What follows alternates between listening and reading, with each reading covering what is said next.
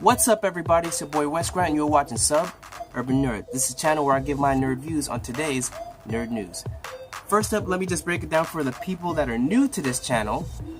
I just go through the news. I try and see what things I find interesting, what things I deem like nerdish, and I go through it. It can be anything from comic book movie news.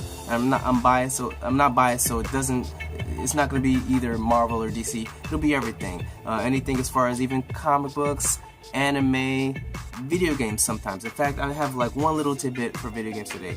So, since this is all said and done, let's just start this. And the first on the nerd rundown is Joss Whedon is getting credit on Justice League.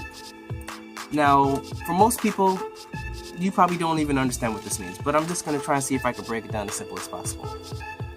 Now, Joss Whedon got brought in to direct the Justice League movie after Zack Snyder had to step away because of family issues. And everyone just thought, oh, he's just going to get, credit as far as the directors, but it's not that simple. But what he did get was credit for screenwriting. Now, that's not simple as well, because in order for you to get credit, when there's an original screenplay, if you're the original screenplay writer, when it's all said and done, after it goes through all these different hands, you still have to have at least 1/3 of the screenplay writing like that you did in it for you to get credit. So that's where Chris Terrio comes into play. Chris Terrio was the original screenplay writer for the Justice League movie.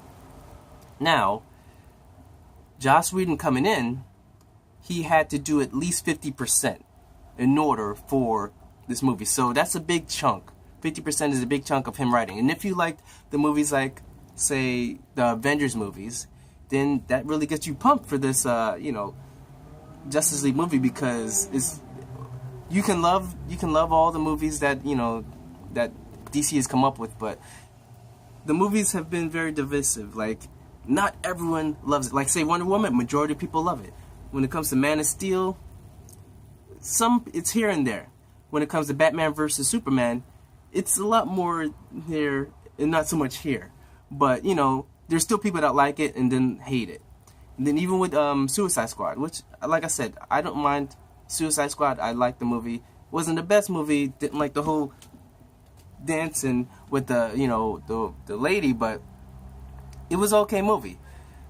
But since Joss Whedon's, writing with the screenplay, you might not have that in there. But if it was an adapted screenplay, then he only needed to write 33% or 1/3 in order for him to get credit.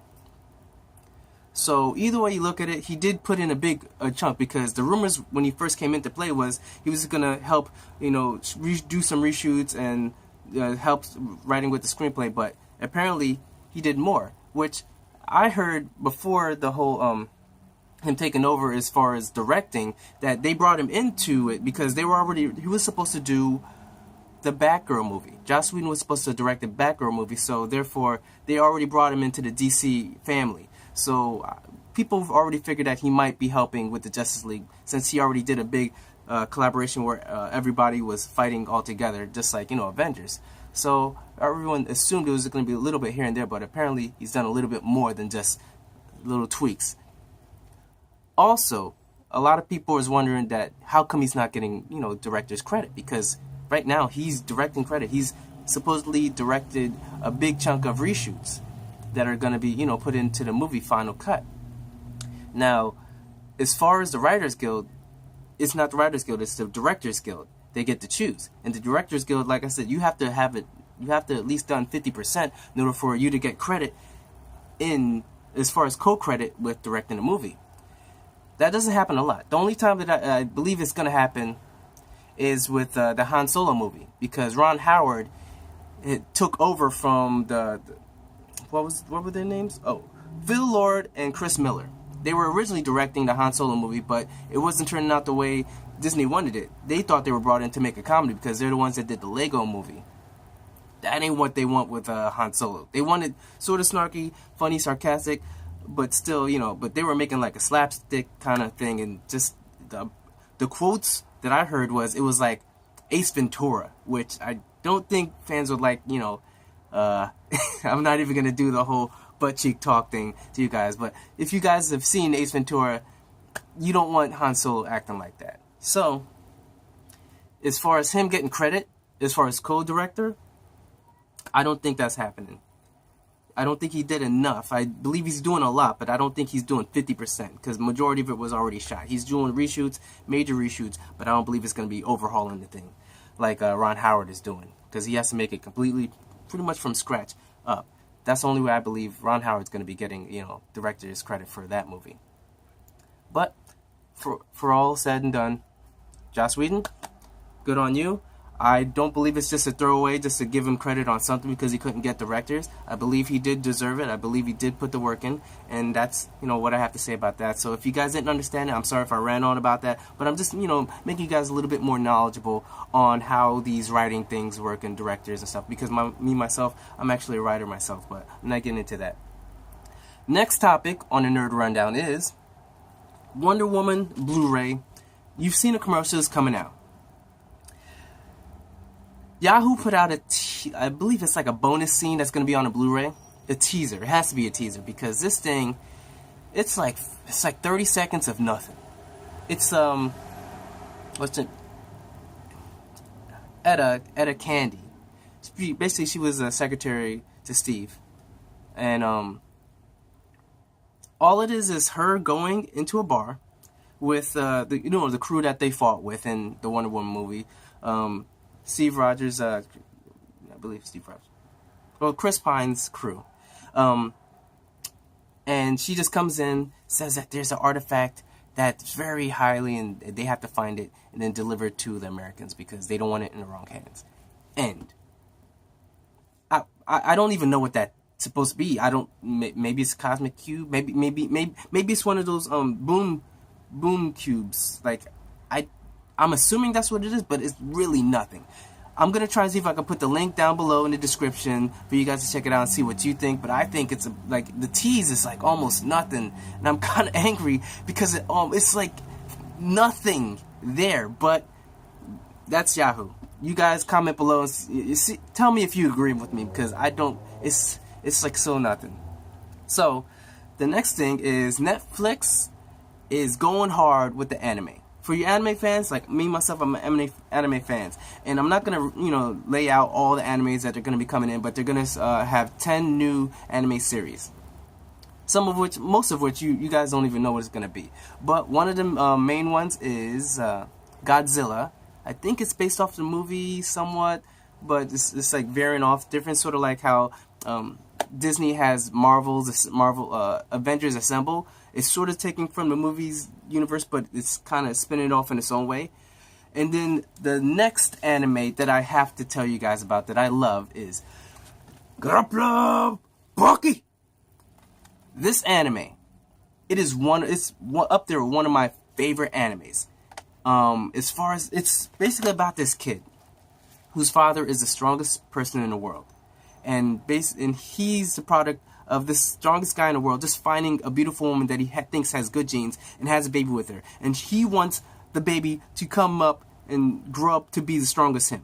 That's the only thing he's interested in. He's interested in just breeding a strong baby or a strong child for him to pass on his lineage to. And the whole thing's about this kid just training to fight his father, basically to prove himself worthy. And he goes through everything. It starts off the first episode, not even spoiling it. First episode, this kid goes to an area where there's a gang of I think 50, either 50 or 100. Basically, calls them all bitches, jumps over the fence. They're in a basketball court. He jumps over the fence, calls them bitches, and just goes in there and starts fighting. He takes out 25 of them before he starts getting his ass kicked. And then a police officer that's been, I guess, watching him and looking out for him, he calls it off and he tells the rest of them to shut it down. And then he, tells the kid yo, because I guess he knows his mom. And I'm like, yo, that caught me. That was the first couple minutes. That caught me. The anime just escalates. And the second season is just him, at the top of his game in a tournament. It's just, the second season is just all a tournament. You guys should check it out. Remember, Grappler Baki.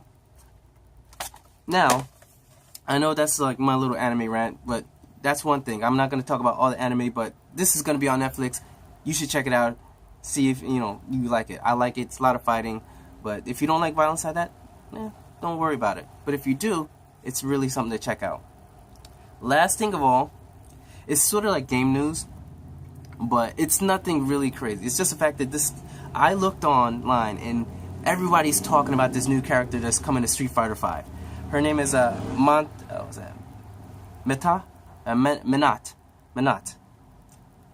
She looks like an Egyptian queen or whatever. But what's blowing up the internet is this chick's walk. I'm gonna put a link down in below. But this chick's walk is like, she puts Beyonce's walks to shame. Like any walk, any diva walk you've ever seen, this chick makes theirs look like they came out drunk out of a bar. Because the walk is hardcore. Plus the taunt she does is like full split, like, yeah, come at me, bro. Like, I don't even know what to say about this. I don't have the game. All I know is I just looked online and just saw this thing blowing up as far as this chick's walk. And I just figured I'd just let you guys know as far as a little bit of gaming news. It's not a lot, but it just caught my interest. So, that's it for today. I know it isn't a lot. Normally, I probably run on a little bit too long about some things, but I just wanted to give you some information. The first part definitely to help you understand, how the industry works as far as the writers and the directors and, credit for everything.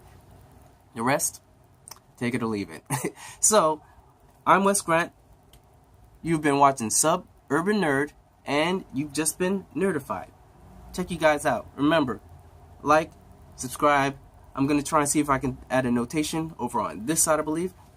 Or this side. Can't remember how that thing works. I'm still getting new to this, but check you guys out, and hopefully you'll be back tomorrow.